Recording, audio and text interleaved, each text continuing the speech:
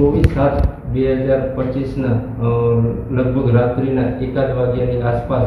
પોતે ઓફિસમાં સૂતા હોય એ દરમિયાન ફાયરિંગનો અવાજ સાંભળવા મળે. તાત્કાલિક તેઓએ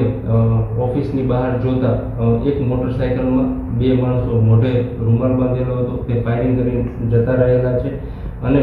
આ બંને માણસો મધ્યમ બાંધાના હોય અને મોઢે બાંધેલા હોવાનું જણાવતા અને આ કામે આજરોજ સોશિયલ મીડિયા મારફતે તેમજ ઇલેક્ટ્રોનિક મીડિયા મારફતે એવી હકીકત જાણવા મળેલી કે હાર્દિકસિંહ હરદેવસિંહ અડવાલ તાલુકો ધોરાજી ત્યાંના રહેવાસી છે અને તેને સોશિયલ મીડિયા મારફતે આ ફાયરિંગની જવાબદારી સ્વીકારેલ છે. જે અનુસંધાને અમારી એલસીબીની ટીમ, એસઓજીની ટીમ અને ગોંડલ તાલુકા પોલીસ સ્ટેશનની ટીમો આ હાર્દિકસિંહને શોધવા માટે તાત્કાલિક જુદી જુદી જગ્યાએ રેડ પાડવામાં આવી રહી છે